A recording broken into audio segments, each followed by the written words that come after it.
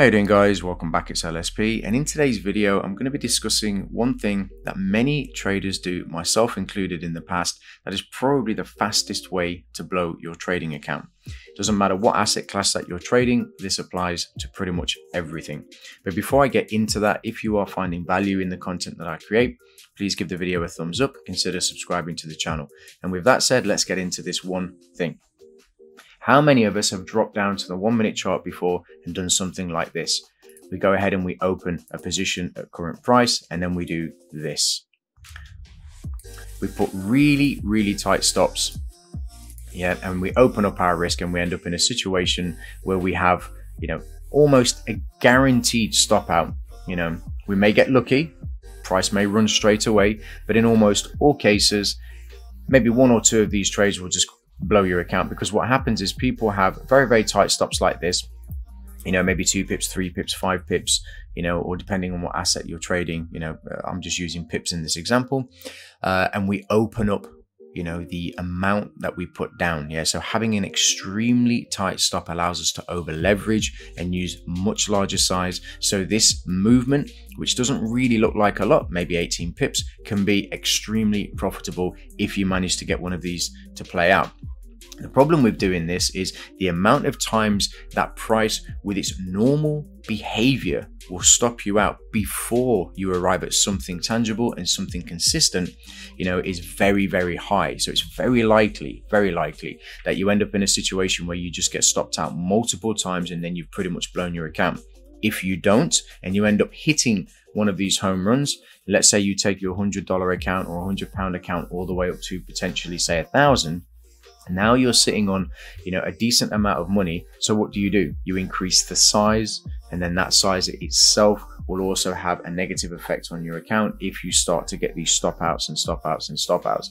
So one of the things that I would suggest is not necessarily to avoid the 1 minute chart, because it has its uses, but more importantly, to stay on something like a 15-minute chart for your entries, right? Because what that does is, if we take the same example and we just open a current long right where price is right now, and we just use the previous low, all of a sudden, even if we have the same 18 pip target, now we have a 15 pip stop, right? And it's more logical, it makes more sense.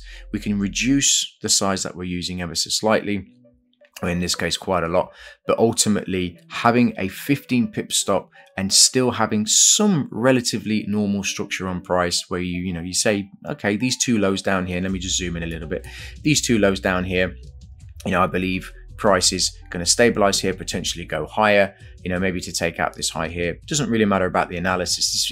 This is where our focus needs to be, on the stop side of things. If you can learn to take your entries on a slightly higher time frame than the one that you're used to using, it opens up the movement factor, right? So it allows price to breathe, and remember, every asset class has its own dynamic, every asset class has its own way of moving, and we have to take this into consideration.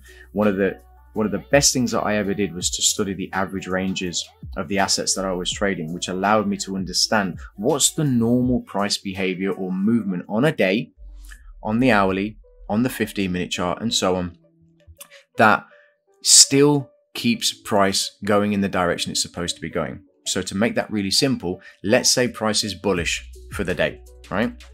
And the average range is 50 pips, okay?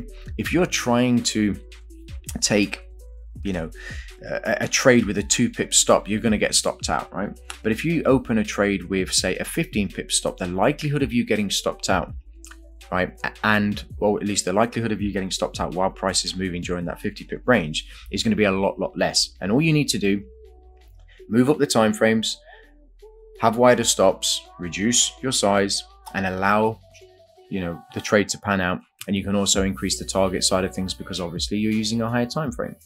So I hope this video illustrates one of the biggest challenges, I believe, that a lot of traders have when it comes to trying to grow small accounts. And while they're going through the process of learning, it's very easy to drop down to these lower time frames and just open trades and have these very tight stops, so you can really increase the risk and over leverage, and increase the size to get these big home runs.